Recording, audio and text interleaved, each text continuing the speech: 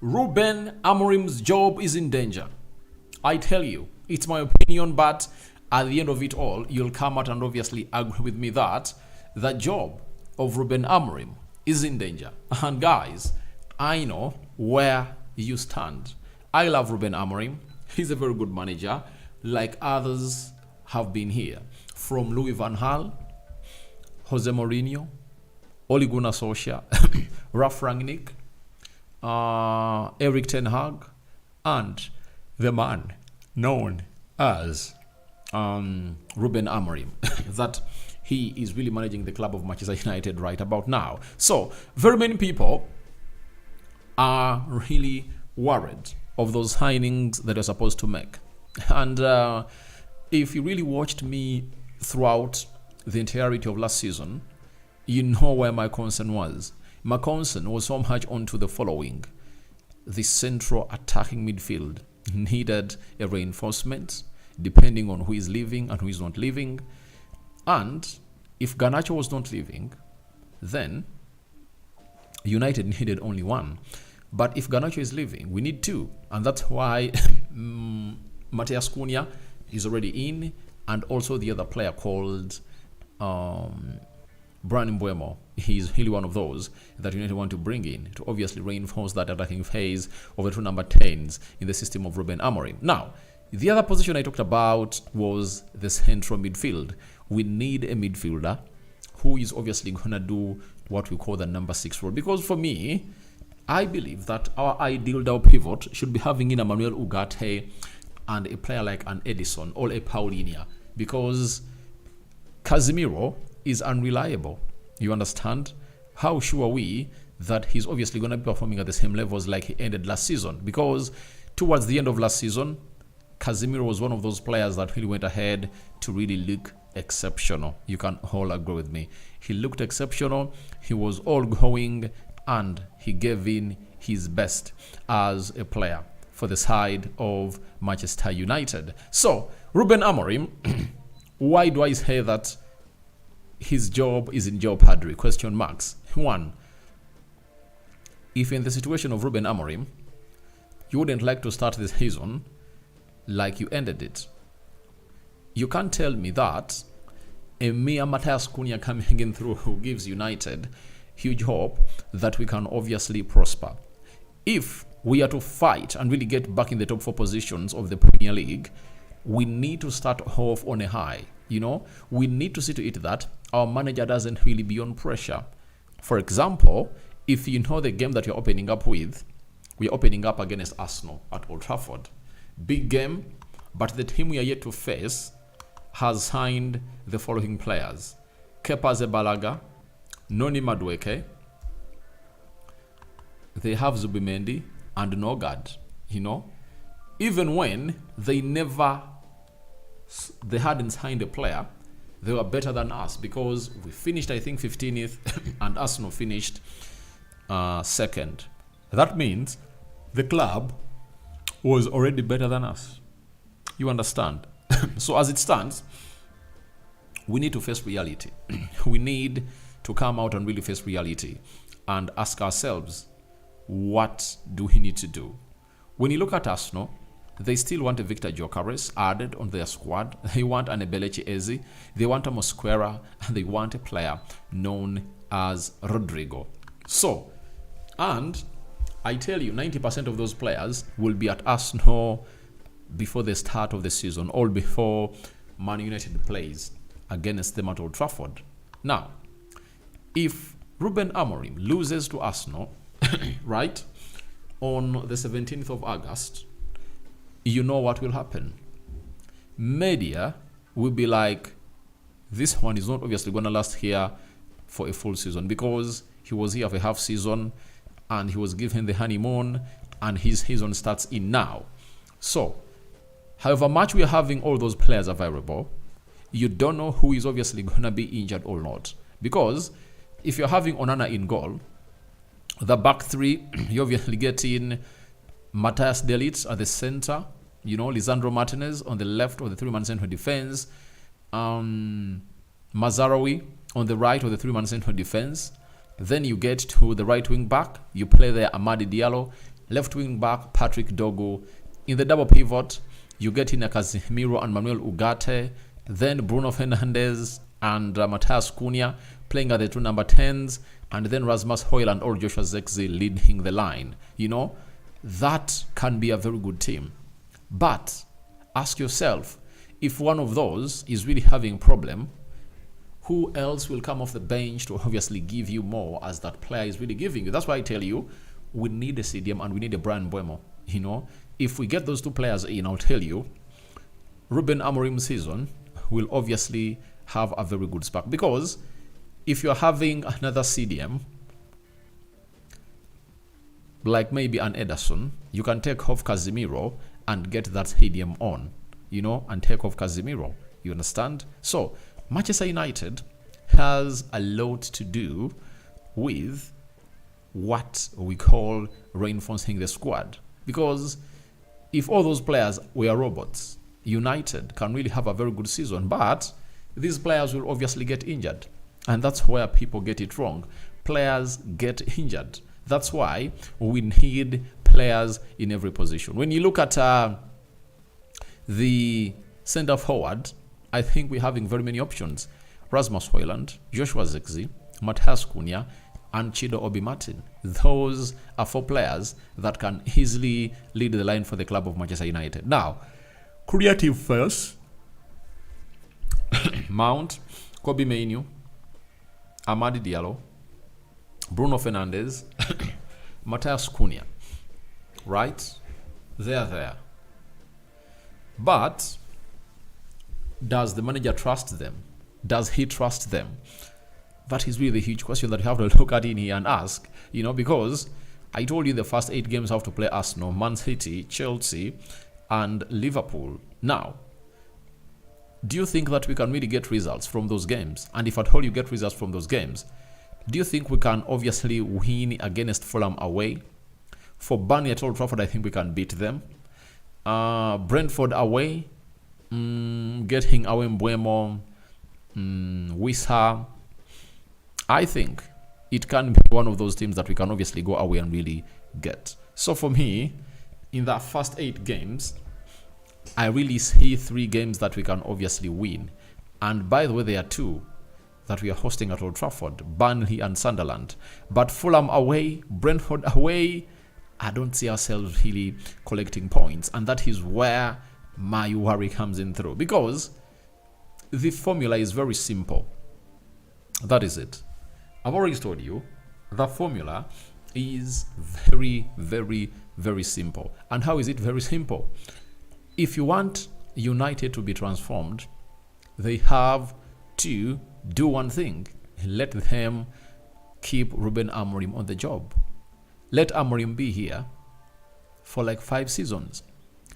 Whether we perform badly or not, let him be there to transform this club. But ask yourself, can the club of Man United wait for a manager like Ruben Amorim to be there?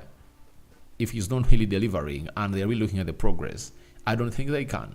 And the only way we can see this lad be here for some time is when Ruben Amorim comes in through and puts in a shift of really starting the season very well.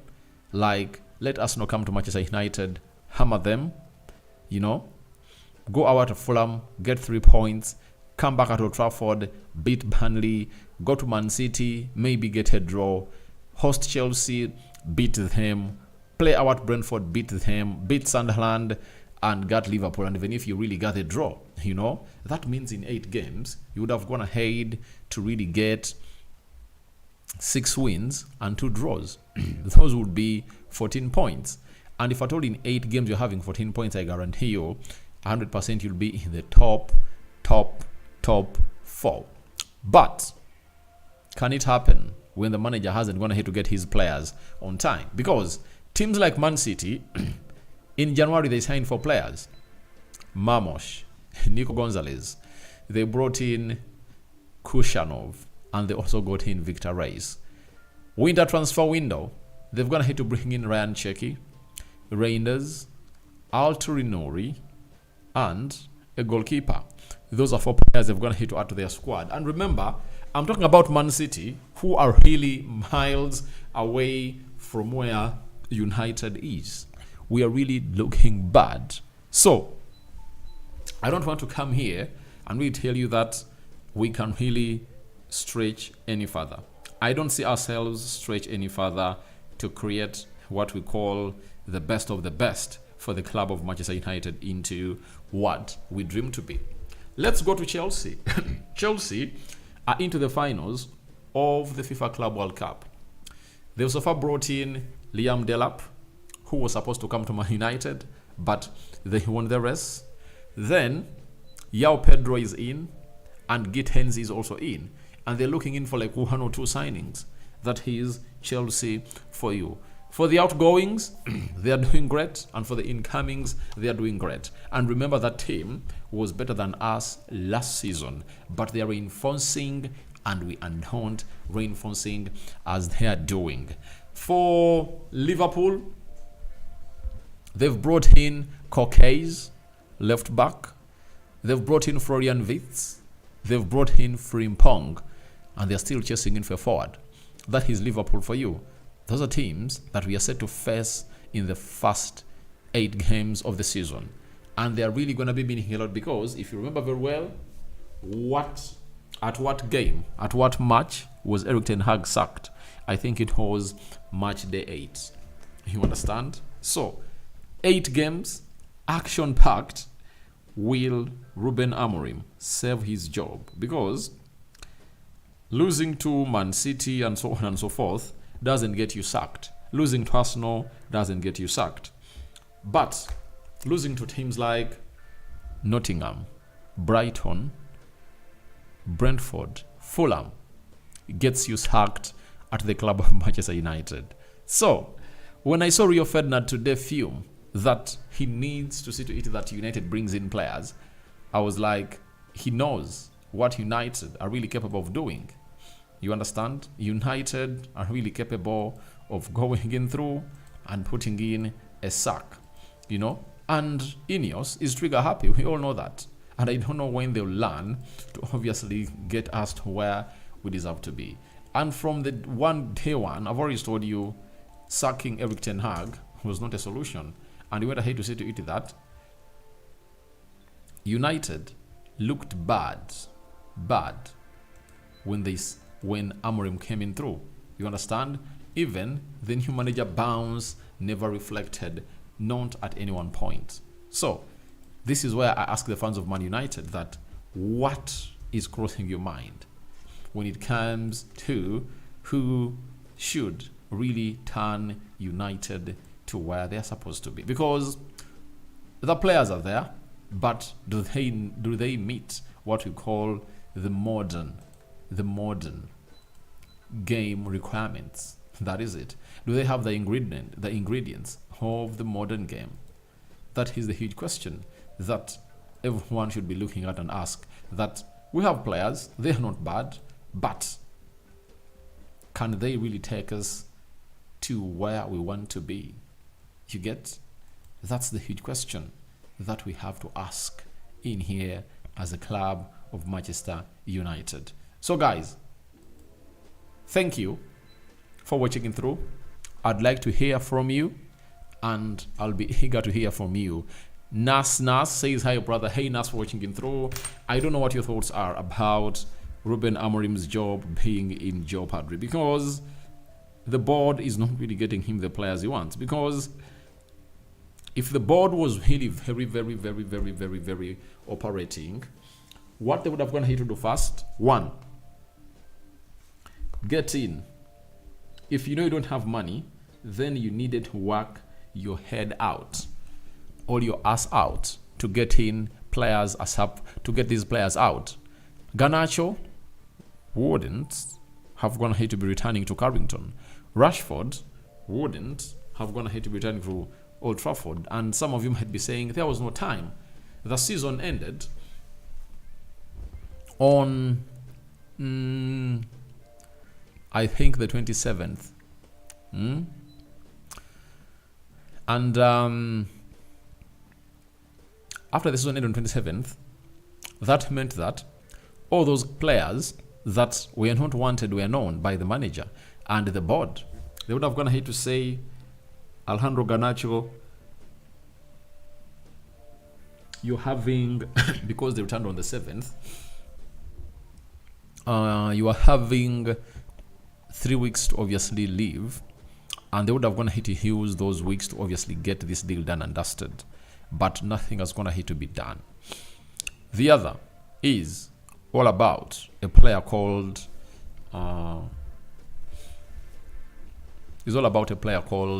Sancho. Again, why is he still here? Rashford, why is he still here? You understand? We are slow in getting in players, at the same time slow in releasing players. So that board is really incompetent. And when they told us that when they came in through around December, they were really making research and a dossier was obviously made and they knew exactly what went ahead to affect the club of Man United, I was really excited knowing that they are not going to be doing these things the same. And they did even when Erik ten Hag was here, you know. They gave him Onana. No, Onana came like last summer. Joshua Zirkzee came in. And remember, Joshua Zirkzee had played in the UEFA not in the Euros, you know. After getting in Joshua Zirkzee, they went ahead to sign. They brought in Joshua Zirkzee. They brought in Matthias de Ligt, Mazarawi, and which other player came in through? There is another player that came in through last season, you know.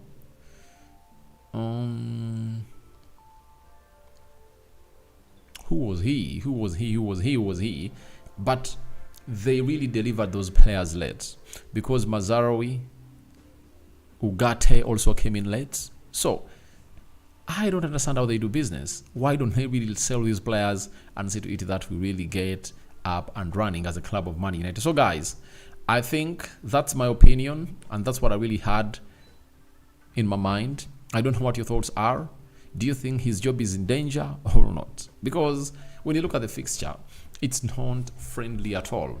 You know, the next 2 games after the 8 I'm going to read for you are Brighton at home, Nottingham away, Tottenham away, Everton at home, Crystal Palace away, West Ham at home, Wolverhampton Wanderers away, Bournemouth at home, Aston Villa away, Newcastle at home. You understand? So the first half of the season ends with us hosting Newcastle at Old Trafford. And do you think the manager has been backed enough to have that thought in his head that he can obviously thrive with this squad? You know, the first 19 games are really going to be very important. And with us not playing in Europe, I tell you, there will be every reason for him to get blamed because everyone will be like, he has no excuse to give. Why? He's not playing in Europe. He's playing 1 game a week. You understand? So there will be no excuses for the player known as, for the manager known as Ruben Amorim. And I'm really touched, very touched for our manager. I love him. And I just can't wait to see United really see a manager for the very first time ever since Alex Ferguson left be here for 5 years plus.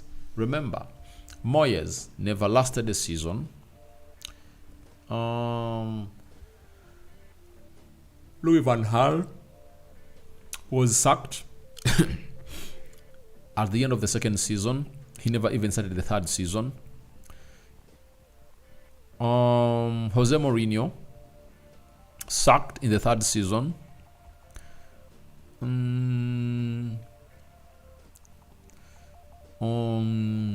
Jose Mourinho, then Ole Gunnar Solskjaer sacked in the 3rd season. Erik ten Hag sacked in the 3rd season. Ruben Amorim, he has just been here for something like 8-7 months. Can he really survive the knife and the rage of the owners of Man United? even if he really doesn't put in the performances that we anticipate he's supposed to be putting in? All that and more into the comment section below. And Rokan David remains my name. A sign out. Nas, thank you for being part of this live video. I know it's going to come in late, but it was worth it. We out. Bye-bye.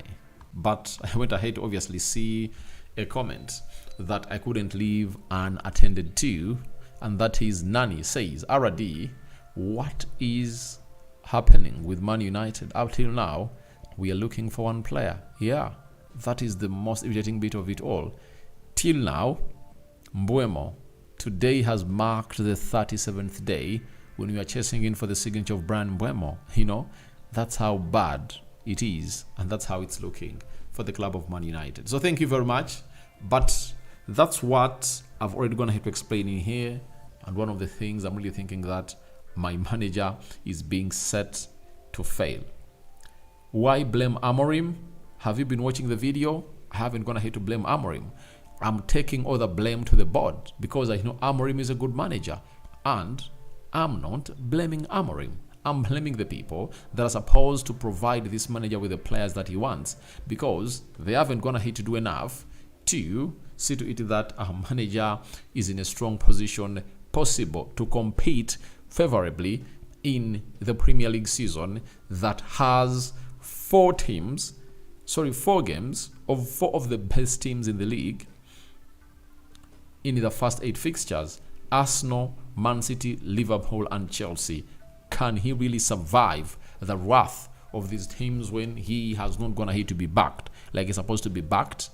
These same players he's been using, have they learned what they're supposed to learn?